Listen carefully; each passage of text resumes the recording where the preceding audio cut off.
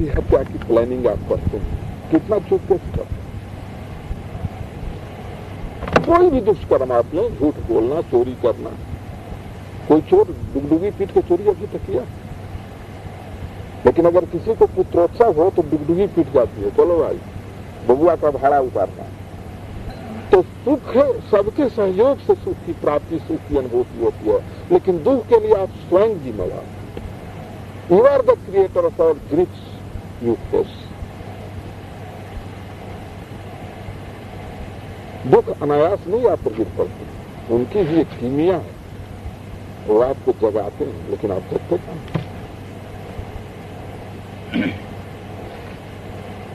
अब जैसे मान लीजिए किसी को इस जन्म में संतानहीनता है, तो क्या याद की बात है। जब परिवार नियोजन नहीं था तभी कितने लोग बिना वारिस के मर गए, कितने राजे रजवाड़े चौपट हो गए, कितने लोग परिवार नियोजन किस युग में भी इतना बड़ा परिवार को चलाना पड़ रहा है कि आपको आश्चर्य होगा कि इतना बड़ा परिवार चल कैसे रहा है। आपके बस की बात है। ऐसे सरकार की धनराशि और समाज कल्याण के नाम पर आपको जो हाथना हो सब लीजिए, लेकिन इससे कुछ होता जाता है, क्योंकि जो आपने बिया बो दिया। भगवान बुद्ध ने कहा था कि यदि तुम सुख चाहते हो तो दुख के बीज मत बो, लेकिन दुख का बीज बोया जाता है, तो थोड़ा जागरूक रहें। दुख के बीज न पड़े इसके लिए आपको जागरूक रहें। किसी व्यक्ति को कुष्ठ रोग हो गया, या उसकी कितने लोग कुष्ठियों के बीच में उसकी सेवा करते हैं, उनको कुष्ठ क्यों नहीं हो जाता? तो इसका कोई गहरा कारण, उसने दुख के बीज बोए हैं, समय आना पर नीम का, बुद्ध ने कहा कि अगर तुम नीम का बीज बोते हो और नीम से प्रार्थना का बीज से प्रार्थना करते हो, या परमात्मा से प्रार्थना करते हो कि हे प्रभु मीठे मीठे फल दो, हमें तृप्त करो, क्या बीज वृक्ष होगा तो आपको मीठा फल देगा? कभी नहीं देगा। चाहे भगवान से आप कितनी भी प्रार्थना क्यों न करें, तो अपने कर्मों का जरूर हिसाब करो। सारे दुख का कारण आपके कर्म। जो कर्म सबके सामने हो वह सब कर्म है,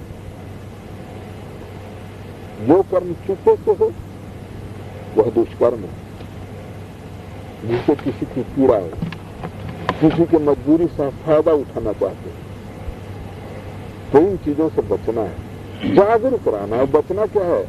जागरूक रहना है कि ऐसे कर्म न हो, क्योंकि ऐसे कर्म जब बीज वृक्ष बनेगा तो उसका परिणाम दुखी होगा, कड़वे फल ही होंगे, मीठे फल आ नहीं सकते। इसलिए सदगुरु आपको चेताता है, आपको ऐसे वचन कहता है कि आपके जीवन में क्रांति फलित। पाप हम पाप कर्मा हम, ये जो प्रदक्षिणा का मंत्र है, मंत्र के चलते हम भी परिक्रमा में ही कहते हैं पाप हम पाप कर्मा हम, और नानक जाना का जन्म जना की पानी का पानी सर्वाणी नशेंतु प्रदक्षिणा तबे तबे। लेकिन हम जब इसको कहते हैं तो मुझे खटकता है कि जो मैं पाप कर्मा हो तो भगवती मुझे अंगीकार नहीं कर सकती।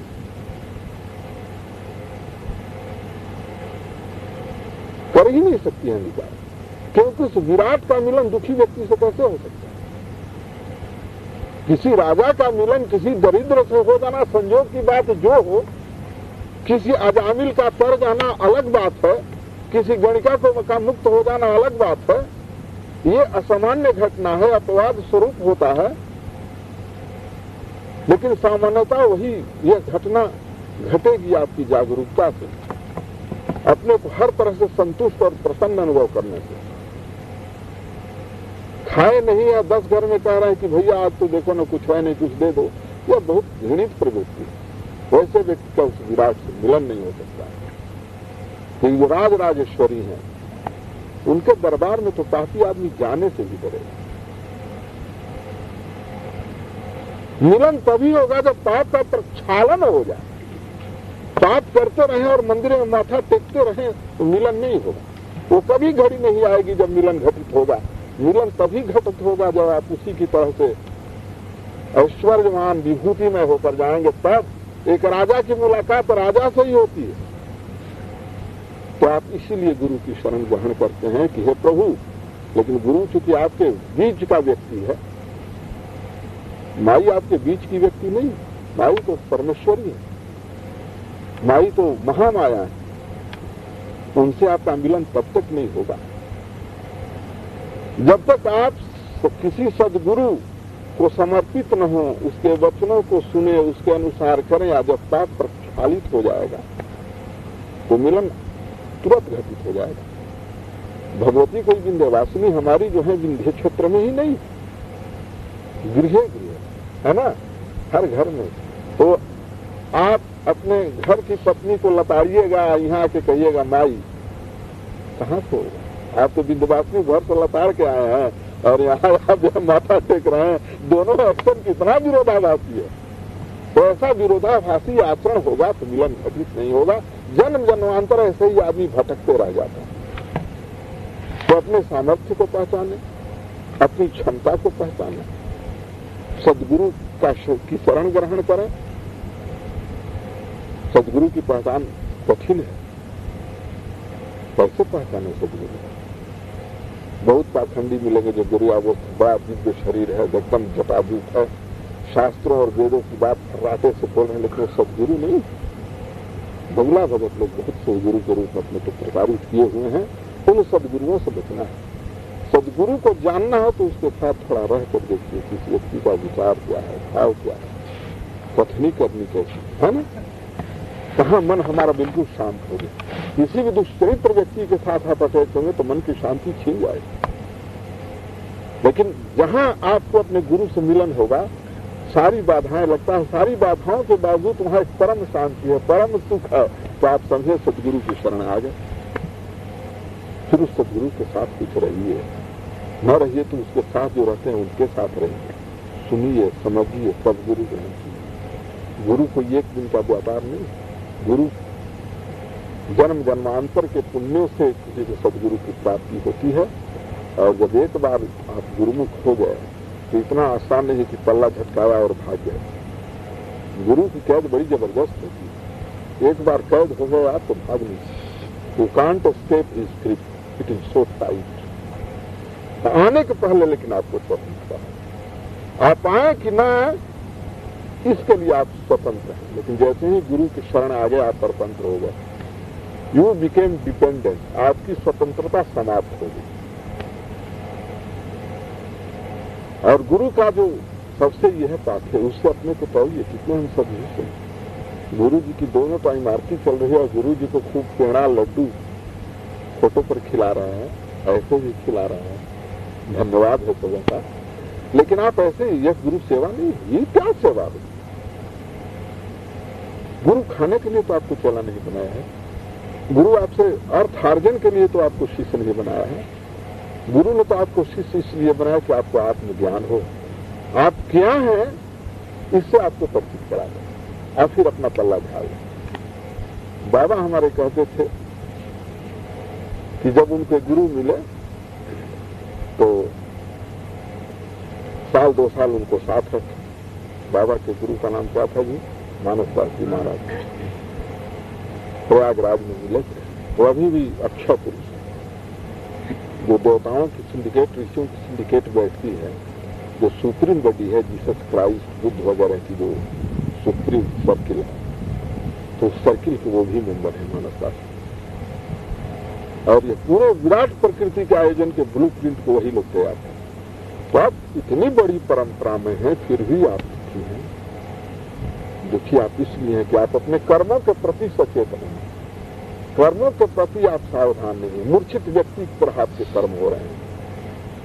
यदि जागृत व्यक्ति की तरह आप कर्म करें तो आप जब भी बोएंगे तो आम क्या ही भी जाने अनजाने, और उसकी परिणति होगी मीठे मीठे आम के फल। अगर यह आपका समर्पण हो तब तो आपकी सारी मुराद पूरी हो सकती है।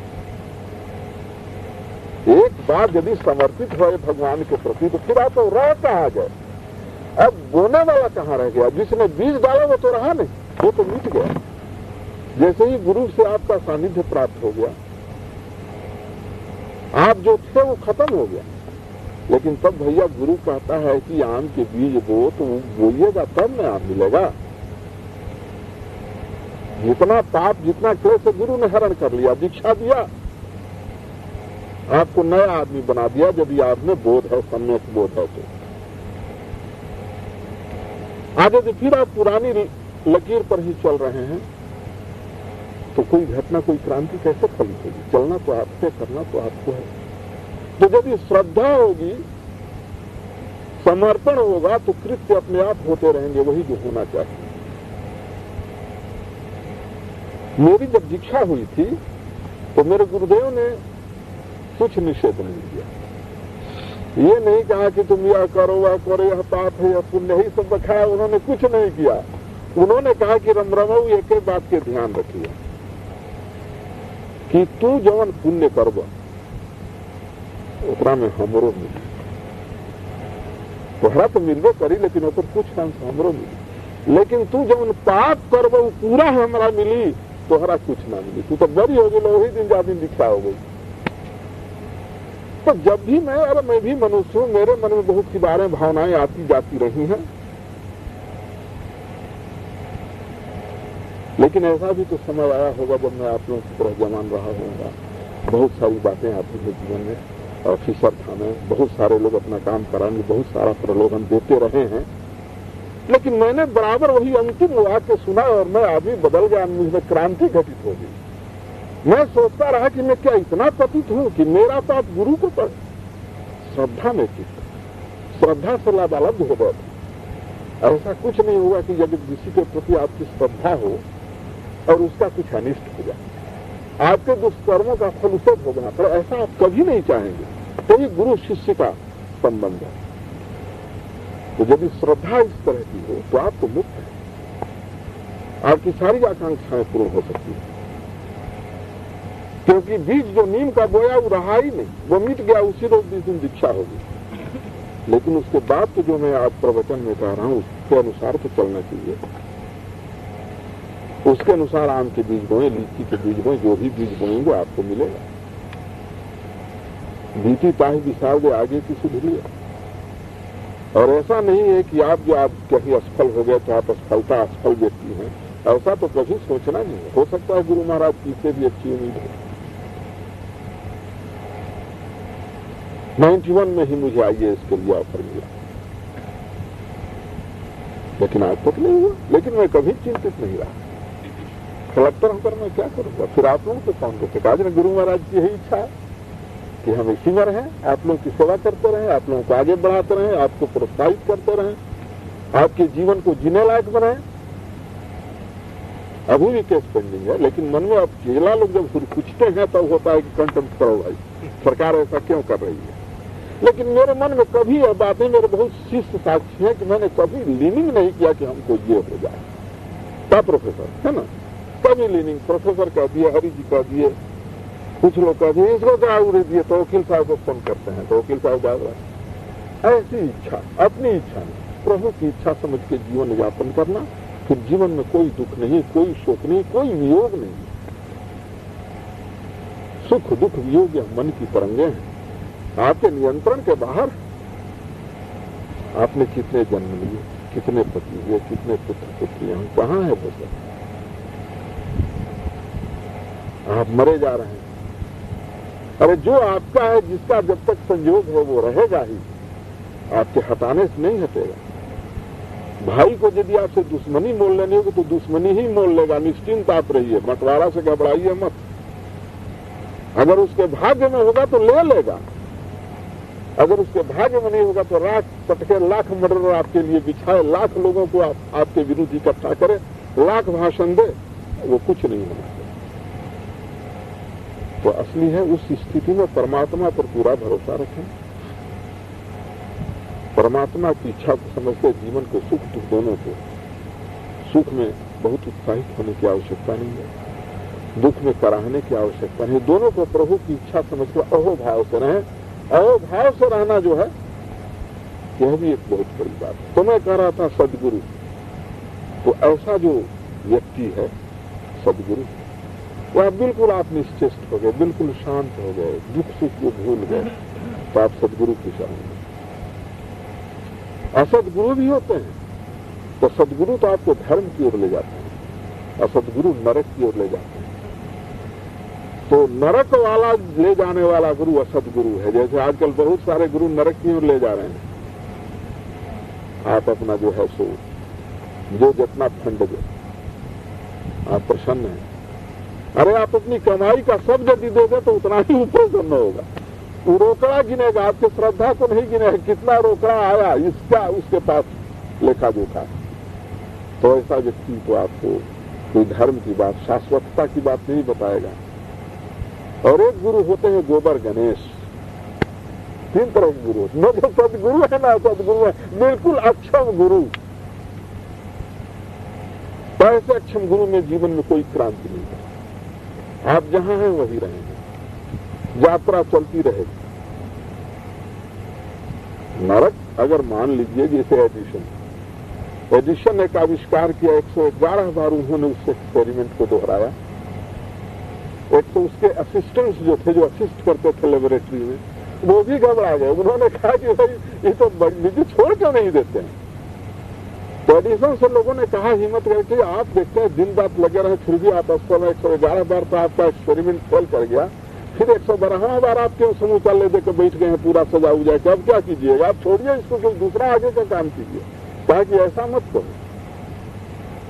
111 बार कम से कम हमको इतना तो पता चला कि 111 गलतियां मेरी, फिर इस गलतियों को दोहराऊंगा नहीं। जिन गलतियों के चलते मैं असफल हो गया, इतना तो पता चल गया कि इस गलती के कारण मैं असफल हुआ, उसको दोहराना नहीं है, लेकिन आगे की यात्रा तो करते रहनी है।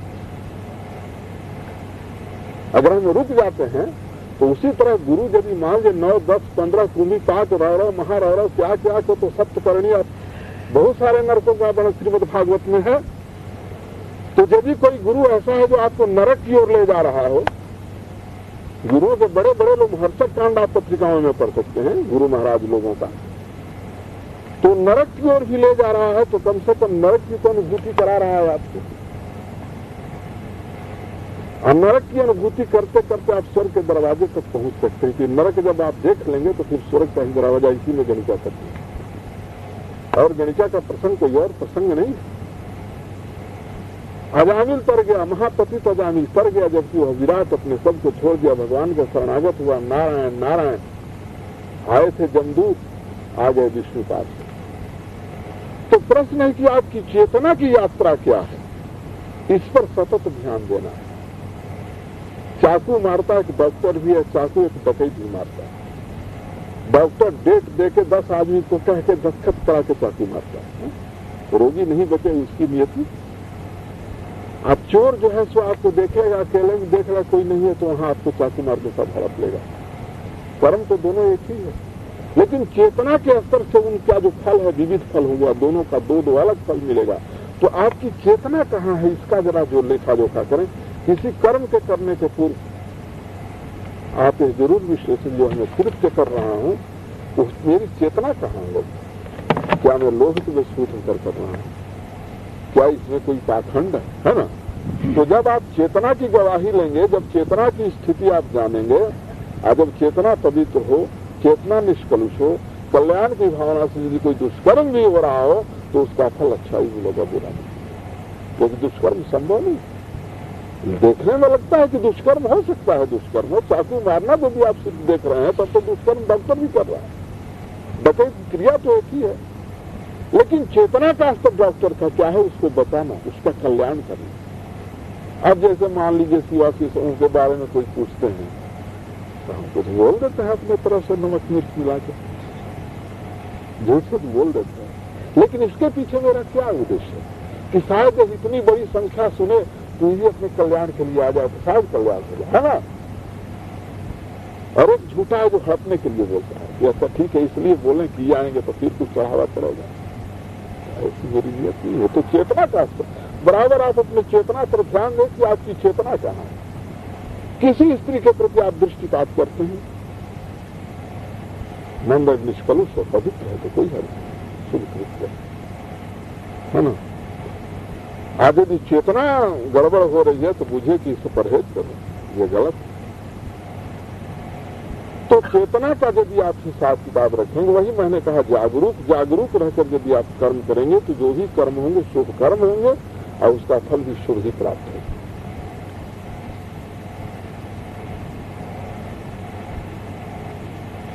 भगवान के प्रति यह लालसा कहाँ है? अब देखो, आप एक और कृत्य किसी प्रेमी से प्रेमिका के मिलने का समय हुआ, आज डेट मुकर्रर है कि 12 बजे रात को दरवाजा खुले रखना, हम आएंगे। सारी की सारी चेतना उस स्त्री की तरफ मुड़ी हुई रहती है कि आ जाओगी है। 12 बजे तक तो बेचैनी बर्दाश्त के बाहर हो जाती है।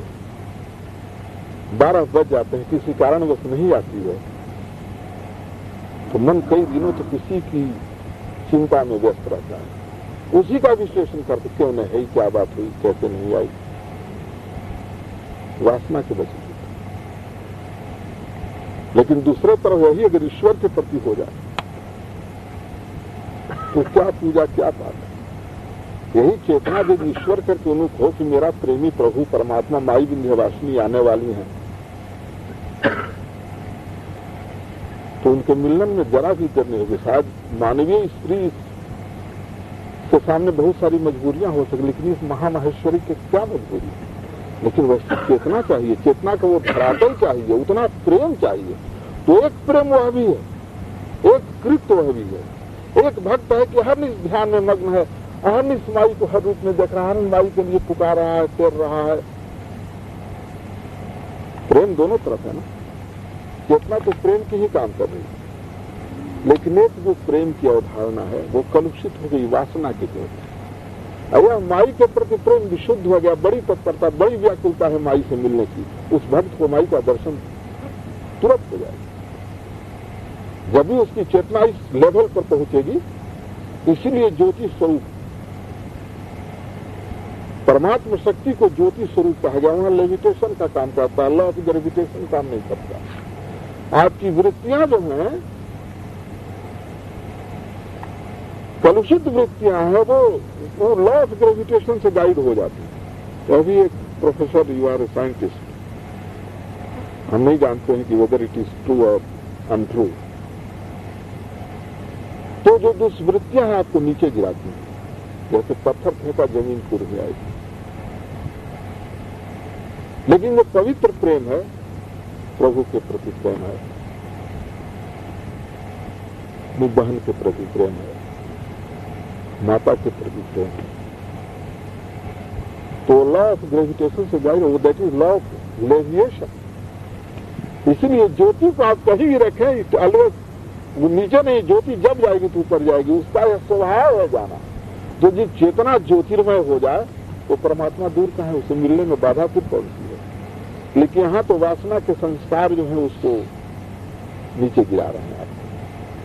लेविएशन के थ्योरी से आप नहीं है, आप ग्रेविटेशन के थ्योरी से आपका जीवन यापन हो रहा है। लेकिन जिस दिन आपका जीवन यापन लेविटेशन उस लॉ से अगर आप जिस दिन गाइडेड हो जाए, चेतना जिस दिन से ऊर्ध्वमुखी होना शुरू हो जाएगी, उस दिन परमात्मा दूर कहाँ है, उतनी प्रतीक्षा भी नहीं करनी पड़ती। परमात्मा अपने प्रतीक्षा द्वार खोल के करते रहा था कि तुम आ जाओ। तो असली सारा हिसाब किताब आपकी चेतना का। प्रेम पवित्र हो तो उसकी गति ऊर्ध्व होगी, प्रेम यदि कलुषित हो, छद्म रूप से हो, तो ग्रेविटेशन होगा, वो आपको और नीचे गिराते चला जाएगा। प्रेम उबाऊ हो जाता है। वासना का जो प्रेम होता है वो उबाऊ हो जाता है। आज चलेगा, कल चलेगा, 2 वर्ष चलेगा, 3 वर्ष, 5 वर्ष, उबाऊ हो जाता है ना। फिर आदमी दूसरा उत्तेजना, तो उत्तेजना के क्षण में जो आप जीते हैं, आपके दुख का कारण आपकी उत्तेजना, आपकी वासना ही दुख का कारण है। और रोज नए नए चीजों की जो मन की मांग है, दुख आपको इसीलिए मिलता है। तो इस दुख से दूर होना है तो बुद्ध ने भी कहा कि तृष्णा दुख है, इस दुख की निवृत्ति के लिए बुद्ध ने अपना राजपाट सब छोड़ दिया। तो दुख है ये माना उन्होंने, लेकिन उसका कारण भी है और उस कारण का निदान भी है। और फिर निर्वाण ही है। इसी में बुद्ध बौद्धों ने कहा आर्य चतुष्ट। क्या मुखिया जी, आर्य चतुष्ट यही नहीं कि दुख है, दुख का कारण है, उसका निदान है और उसका फल है निर्वाण, यही आर्य चतुष्ट। इस कसौटी पर अपने जीवन को भी कस के देख सकते हैं कि दुख है तो कारण क्या है? तृष्णा।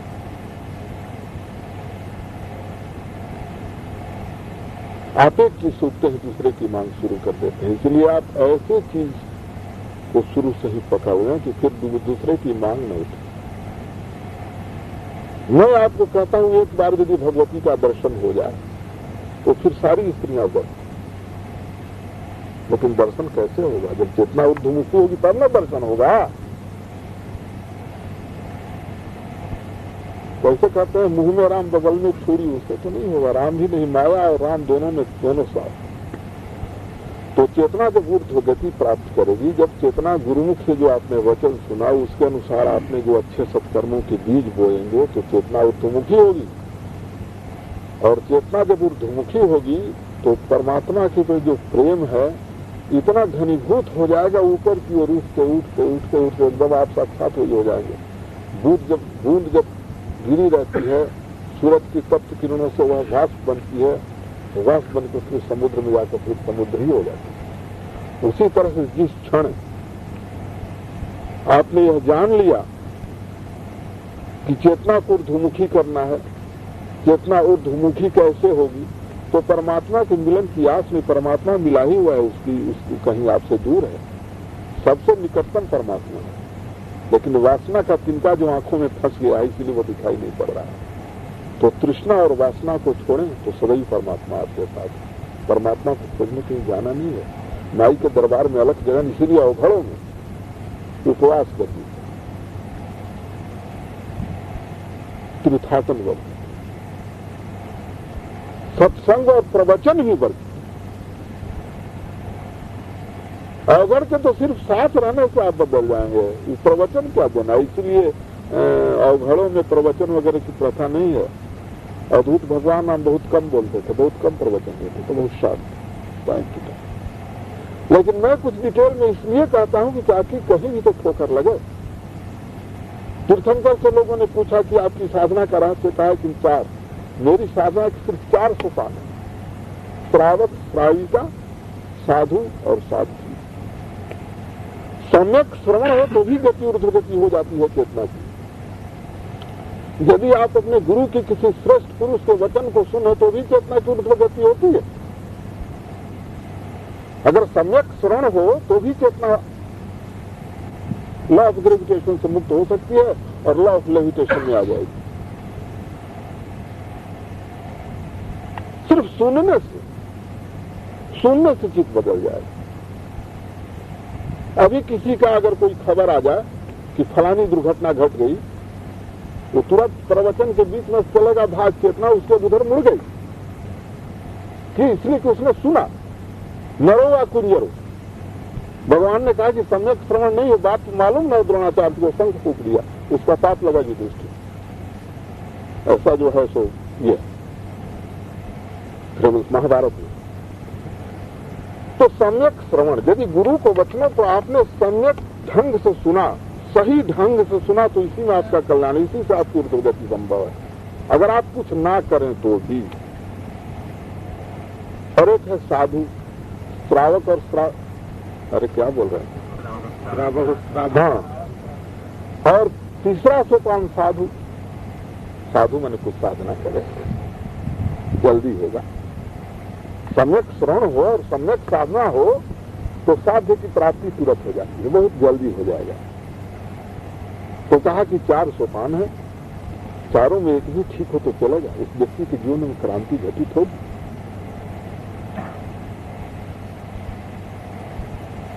सम्यक श्रवण हो, चेतना की ऊर्ध्वगति हो, फिर जो भी बीज आप बोएंगे वह सत्कर्म के ही बीज हैं। और सत्कर्म के बीज होंगे तो उसके हमेशा ही शुभ फल प्राप्त होंगे। शुभ फल प्राप्त करेंगे तो जब चेतना की गति इतनी ऊर्ध्व हो जाएगी कि आप रहेंगे ही नहीं, तो मिट गए तो परमात्मा बन गया।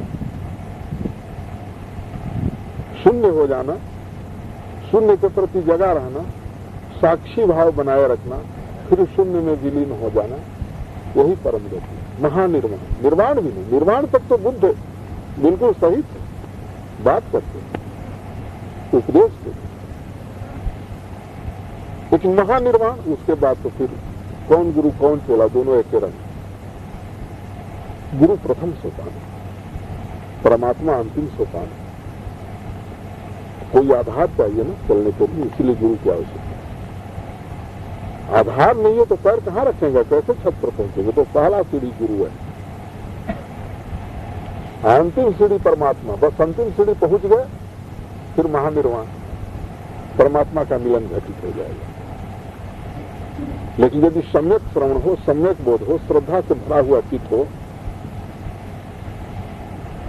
और प्रभु का उपचार चल रहा हो, पूजा कर रहे हैं, पाठ कर रहे हैं, ध्यान कर रहे हैं, यह सम्यक ध्यान हुआ। मन में कपट हो और माई के दरबार में आप आते हैं तो सम्यक उपस्थिति नहीं है, यह सम्यक पूजा नहीं है, सम्यक ध्यान नहीं है। ध्यान हो रहा है और मन जो है बैंक में अटका हुआ है। ध्यान हो रहा है, 4000 रुपया रोकड़ में खजाने की, भाई कहाँ गड़बड़ा गया, कहाँ ध्यान हुआ? तो रोकड़ का ध्यान हो रहा है इसलिए सम्यक ध्यान बिल्कुल सारे दुखों को भूल कर करें, छोड़ दें भगवान पर कि मैंने जो किया, जो दुख झेल रहा हूं प्रभु तू ही जाने, अब हमको अपने चरणों में आने दो, शरणागत भाव से हमको ध्यान करने दो। आप ध्यान को उपलब्ध हो गए तो निर्माण को उपलब्ध हो गए, फिर गुरु की कोई आवश्यकता नहीं। गुरु भी एक टेम्पररी चीज है, तब धर्म की यात्रा पूरी होती है। पहला सोपान सदगुरु, अंतिम सोपान परमात्मा। गुरु से शुरू करते हैं, परमात्मा तक पहुंचते हैं। धर्म की यही शाश्वत यात्रा है। जब तक यह घटित नहीं होती है तब तक यह जीवन और धर्म चलते रहेगा। ये शब्दों के साथ मैं आपकी शुभकामना करता हूं। नवरात्रि के अवसर पर आपने जो भी किया, जैसे भी किया, भगवती आपको पूर्ण फल प्रदान करें। इन्हीं आशीर्वचनों के साथ आप जहां भी जाएं, सेवा से समूह की दिव्य ज्योति लेकर जाएं, अपने आचरण व्यवहार से अपनी छाप छोड़ें।